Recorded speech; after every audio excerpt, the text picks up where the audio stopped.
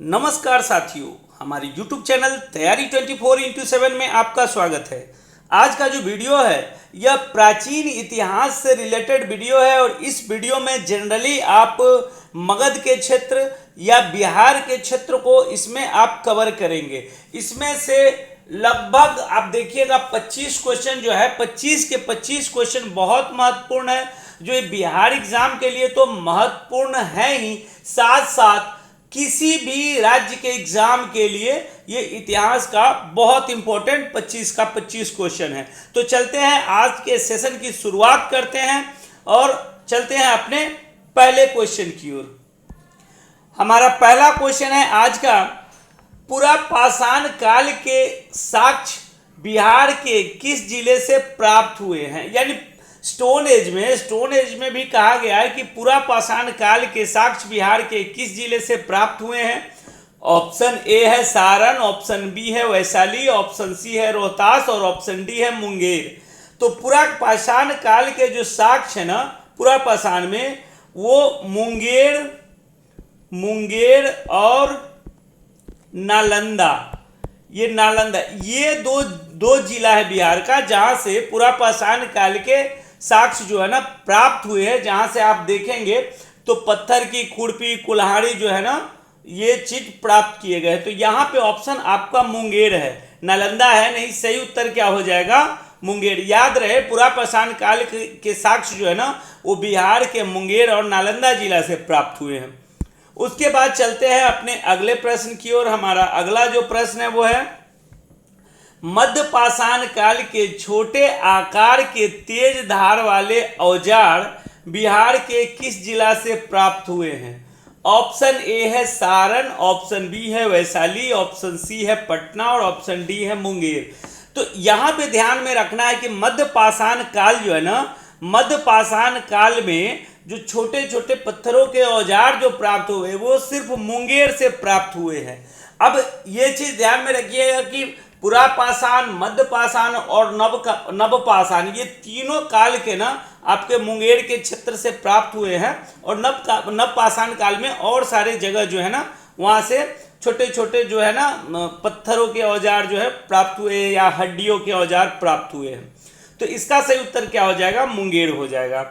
उसके बाद चलते हैं हम अपने अगले प्रश्न की ओर। हमारा अगला जो प्रश्न है वो है, निम्नलिखित में से किस जिला में नवपाषाण काल के गुफा चित्र प्राप्त हुए हैं। यानी नवपाषाण में जो बहुत सारे ऐसे गुफा चित्र जो है ना वो प्राप्त हुए, वो कहाँ कहाँ हुए। तो देखिए यहाँ पे ऑप्शन क्या है, कैमूर, जहानाबाद, गया, मुंगेर। तो नवपाषाण काल में जो गुफा चित्र जो प्राप्त हुए हैं वो जनरली आपका कैमूर की पहाड़ी और जमुई की पहाड़ी से प्राप्त हुए हैं। कहाँ से हुए हैं? तो कैमूर की पहाड़ी, जमुई की पहाड़ी और नवादा की पहाड़ी से, इन्हीं तीनों जगह से गुफा चित्र जो है ना वो नवपाषाण काल में बिहार के क्षेत्र से प्राप्त हुए हैं। तो इसका सही उत्तर क्या हो जाएगा? कैमूर की पहाड़ी की जगह पर कैमूर हो जाएगा। उसके बाद चलते हैं हम अपने अगले प्रश्न की ओर। हमारा अगला प्रश्न है, बाणभट्ट द्वारा रचित हर्षचरित्र के अनुसार किसने कालाशोक को चाकू मारकर हत्या कर दी थी। यानी बाणभट्ट द्वारा लिखी गई पुस्तक हर्षचरित्र। अब यहाँ से एक और क्वेश्चन बन गया कि हर्षचरित्र जो है ना वो किसके द्वारा लिखा गया है। तो बाणभट्ट द्वारा लिखा गया है। तो उस बुक में लिखा गया था कि कालाशोक को चाकू मारकर उसकी हत्या कर दी गई थी। अब किसने की थी? तो ऑप्शन है महापद्मनंद, नवनंद, धनानंद और भूतपाल। तो बाणभट्ट के द्वारा जो कालाशोक को चाकू मारा गया था वो महापद्मनंद द्वारा चाकू मारकर इसकी हत्या की गई थी और फिर इन्होंने नंद वंश की स्थापना कर ली थी। उसके बाद चलते हैं अपने अगले प्रश्न की ओर। हमारा अगला प्रश्न है, मगध काल में किस राजा को उग्रसेन के नाम से भी जाना जाता है। ऑप्शन ए है महापद्मनंद, ऑप्शन बी है नवनंद, ऑप्शन सी है धनानंद और ऑप्शन बी है भूतपाल। तो देखिए उग्रसेन जो है ना, उग्रसेन वो महापद्मनंद को कहा जाता है और साथ ही साथ एक और प्राचीन काल में उग्रसेन थे जो कंस के पिताजी थे, है ना। लेकिन यहाँ पे मगध काल में पूछा गया है तो उग्रसेन जो है ना, उग्रसेन महापद्मनंद को ही कहा जाता था। और ये ऐसे व्यक्ति थे जिन्होंने खोज खोज कर क्षत्रियों को हराना शुरू किया था। उसके बाद चलते हैं अपने अगले प्रश्न की ओर। हमारा अगला प्रश्न है, बुद्ध के दार्शनिक विचारों का संकलन किसमें वर्णित है? यानी बुद्ध के जो विचार हैं, दार्शनिक विचार, उसका संकलन किसमें वर्णित है? ऑप्शन ए है सुत्त पिटक, ऑप्शन बी है विनय पिटक, ऑप्शन सी है अधिधम्म पिटक और ऑप्शन डी है जातक। तो बुद्ध के जो वो दार्शनिक विचार है ना, ये आपका अभिधम्म पिटक में कहाँ है? अभिधम्म पिटक में है। और यह जो है ना, यह किसने इसका वर्णन किया था?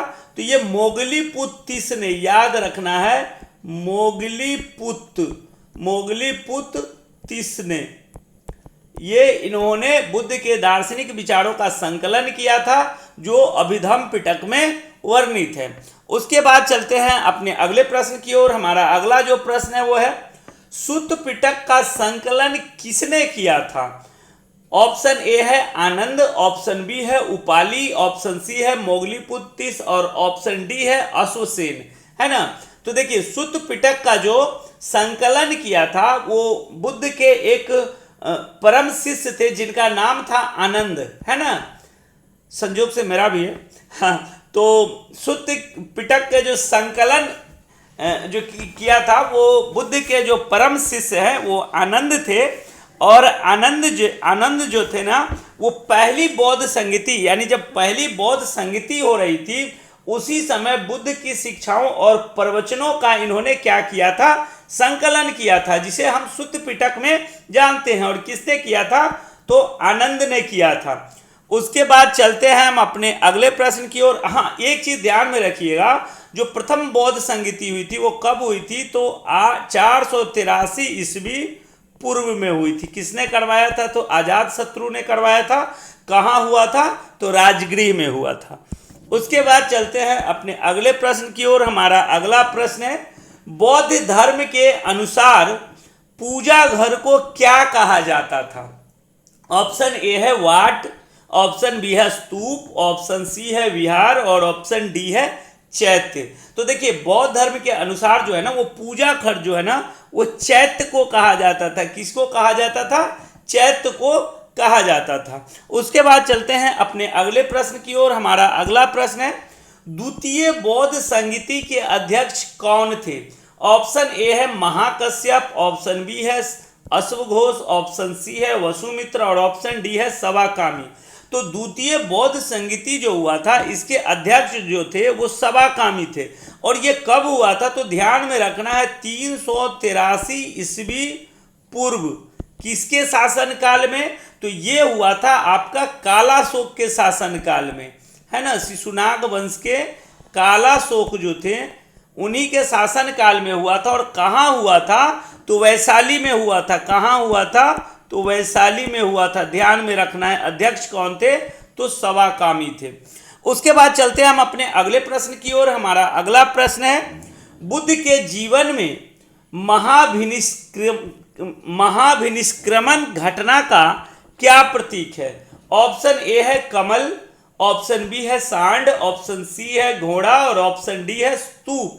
तो देखिए, यह जो है ना महाभिनिष्क्रमण जो है ना बुद्ध के जीवन में, वो यह गृह त्याग को कहा जाता है। क्या कहा जाता है? गृह त्याग को कहा जाता है।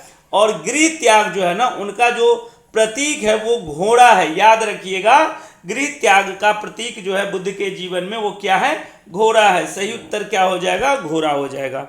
उसके बाद चलते हैं अपने अगले प्रश्न की ओर। हमारा अगला प्रश्न है, भगवान बुद्ध के जन्म का क्या प्रतीक माना जाता है? ऑप्शन ए है कमल, ऑप्शन बी है सांड, ऑप्शन सी है घोड़ा और ऑप्शन डी है स्तूप।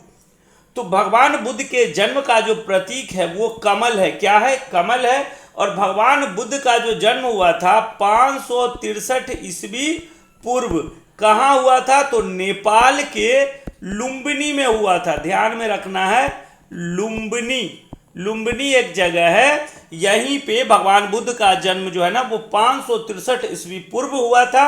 और इनके जो बुद्ध के जन्म का प्रतीक है वो क्या है? कमल है। उसके बाद चलते हैं अपने अगले प्रश्न की ओर। हमारा अगला प्रश्न है, बुद्ध चरित्र की रचना किसने की थी? ऑप्शन ए है बाणभट्ट, ऑप्शन बी है विशाखादत्त, ऑप्शन सी है अश्वघोष और ऑप्शन डी है पाणिनि। तो बुद्ध चरित्र की रचना जो है ना वो अश्वघोष ने किया था। किसने किया था? अश्वघोष ने किया था। उसके बाद चलते हैं अगले प्रश्न की ओर। हमारा अगला प्रश्न है, सातवाहन वंश के संस्थापक कौन थे? सुशर्मा, सिमुक, बृहद्रथ और अग्निमित्र। तो सातवाहन वंश के जो संस्थापक थे वो सिमुक थे और ये लगभग 3री शताब्दी ईसा पूर्व, है ना, 3री शताब्दी ईसा पूर्व यह सातवाहन वंश का स्थापना हुआ था। और जनरली यह जो था ना वो आपका महाराष्ट्र, वर्तमान में तेलंगाना, आंध्र प्रदेश के क्षेत्र में सातवाहन वंश का स्थापना हुआ था। उसके बाद चलते हैं अपने अगले प्रश्न की ओर। हमारा अगला प्रश्न है, सिल्क मार्ग पर किसका अधिकार था? सिल्क मार्ग पर किसका अधिकार था? सातवाहन वंश का, शुंग वंश का, कुषाण का और गुप्त का। तो सिल्क मार्ग पर कुषाण का अधिकार था। कुषाण वंश के जो खास करके जो कनिष्क थे, कनिष्क का सिल्क मार्ग पर जबरदस्त अधिकार था। और कनिष्क का जो भारत के क्षेत्र में भी वर्तमान में मथुरा में भी दूसरी राजधानी हुआ करती थी। उसके बाद चलते हैं हम अपने अगले प्रश्न की ओर। हमारा अगला प्रश्न है, प्रथम गुप्त शासक कौन था जिसने महाराजा धीराज की उपाधि धारण की थी? ऑप्शन ए है श्रीगुप्त, ऑप्शन बी है चंद्रगुप्त प्रथम, ऑप्शन बी है समुद्रगुप्त और ऑप्शन डी है चंद्रगुप्त द्वितीय। तो प्रथम जो गुप्त शासक जिन्होंने महाराजा धीराज की उपाधि धारण की थी वो चंद्रगुप्त प्रथम थे। कौन थे? चंद्रगुप्त प्रथम थे। उसके बाद चलते हैं अपने अगले प्रश्न की ओर। हमारा अगला प्रश्न है, किस गुप्त शासक ने धरणीबद्ध की उपाधि धारण की थी? किसने किया था? धरणीबद्ध की उपाधि धारण की थी। तो ये आपका किया था समुद्रगुप्त ने किया था। किसने किया था? समुद्रगुप्त ने किया था। यानी इसका मतलब होता है धरणीबद्ध का कि धरती को समेटना, है ना, धरती को समेटना। और यह उपाधि जो धारण किया था वो समुद्रगुप्त ने किया था। उसके बाद चलते हैं अपने अगले प्रश्न की ओर। हमारा अगला प्रश्न है, उदंतपुरी विश्वविद्यालय की स्थापना किसने की थी? ऑप्शन ए है धर्मपाल, ऑप्शन बी है चंद्रगुप्त प्रथम, ऑप्शन सी है समुद्रगुप्त, ऑप्शन डी है आपका गोपाल। तो उदंतपुरी विश्वविद्यालय की जो स्थापना है ना वो कहाँ हुआ था? तो ये बिहार शरीफ में हुआ था और यह गोपाल ने किया था। किसने किया था? पाल वंश के शासक जो गोपाल थे, इन्होंने उदंतपुरी विश्वविद्यालय की स्थापना की थी। उसके बाद चलते हैं अपने अगले प्रश्न की ओर। हमारा अगला जो प्रश्न है, सुदर्शन झील का पुनरुद्धार किसने करवाया था? सुदर्शन झील का पुनरुद्धार जो है ना वो किसने करवाया था? Option Chandragupta Maurya, option B में है चंद्रगुप्त प्रथम, ऑप्शन सी है समुद्रगुप्त और ऑप्शन डी है स्कंदगुप्त। तो गुप्त शासक जो स्कंदगुप्त थे, इन्होंने सुदर्शन झील का पुनरुद्धार करवाया था। उसके बाद चलते हैं अपने अगले प्रश्न की ओर। हमारा अगला प्रश्न है, वराहमिहिर किसके दरबार में नवरत्न में शामिल थे? ऑप्शन ए है चंद्रगुप्त प्रथम, ऑप्शन बी है चंद्रगुप्त द्वितीय, ऑप्शन सी है समुद्रगुप्त, ऑप्शन डी है अकबर। तो वराहमिहिर जो थे ना, वराहमिहिर यह चंद्रगुप्त द्वितीय के दरबार में, उनके नवरत्न में वराहमिहिर शामिल थे। उसके बाद चलते हैं अपने अगले प्रश्न की ओर। हमारा अगला प्रश्न है, सुदर्शन झील का पुनरुद्धार किसने करवाया था? शायद लगता है यह क्वेश्चन 2 बार आ गया है। देखो, हाँ, यह क्वेश्चन 2 बार टाइप हो गया है। चलिए, तो इसका हमने बताया था सुदर्शन झील का पुनरुद्धार जो है ना वो स्कंदगुप्त ने ही करवाया था। उसके बाद चलते हैं अपने अगले प्रश्न की ओर। हमारा अगला प्रश्न है, गुप्त काल में सबसे प्रमुख व्यापारिक बंदरगाह कौन था? यानी गुप्त काल में जो सबसे प्रमुख व्यापारिक बंदरगाह था वो कौन था? उज्जैन था, ताम्रलिप्ति था, भरूच था, लोथल था। तो गुप्त काल का सबसे प्रमुख व्यापारिक बंदरगाह ताम्रलिप्ति था। कौन था? ताम्रलिप्ति था। उसके बाद चलते हैं अपने अगले प्रश्न की ओर। हमारा अगला प्रश्न है, गुप्त काल में सोने के सिक्के को क्या कहा जाता था? ऑप्शन ए है रुपया, ऑप्शन बी है टका, ऑप्शन सी है दिनार और ऑप्शन डी है जीतल। तो गुप्त काल में सोने के सिक्के को दिनार कहा जाता था। क्या कहा जाता था? दिनार कहा जाता था।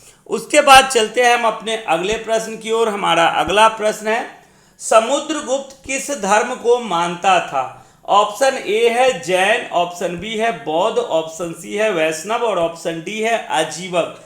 तो समुद्रगुप्त जो था ना, वो वैष्णव धर्म को, किसको मानता था? वैष्णव धर्म को समुद्रगुप्त मानता था। उसके बाद चलते हैं अपने अगले प्रश्न की ओर। हमारा अगला प्रश्न है, स्कंदगुप्त ने हूनों को पराजित किया था, इसका प्रमाण हमें कहां से मिलता है? ऑप्शन ए है भीतरी स्तंभ लेख से, ऑप्शन बी है जूनागढ़ अभिलेख से, ऑप्शन सी है प्रयाग प्रशस्ति से और ऑप्शन डी है रुम्मिनदेई शिलालेख से, है ना। तो इसका जो सही उत्तर होगा, स्कंदगुप्त ने जो हूनों को पराजित किया था, इसका हमें प्रमाण जूनागढ़ अभिलेख से मिलता है। उसके बाद चलते हैं हम अपने आज के अंतिम प्रश्न की ओर। हमारा अगला प्रश्न है, कालिदास किसके दरबार में कवि थे? ऑप्शन ए है चंद्रगुप्त प्रथम, ऑप्शन बी है चंद्रगुप्त द्वितीय, ऑप्शन सी है स्कंदगुप्त और ऑप्शन डी है समुद्रगुप्त। तो कालिदास जो थे ना, वो चंद्रगुप्त द्वितीय के दरबार में यह कवि थे। तो ये था हमारा आज का 25 क्वेश्चन। 25 के 25 क्वेश्चन बहुत महत्वपूर्ण थे। इसमें से एक क्वेश्चन जो है वो गलती से 2 जगह टाइप हो गया था, तो मान के चलिए 24 ही क्वेश्चन आज हम आपको दे पाए। तो वीडियो पसंद आए तो हम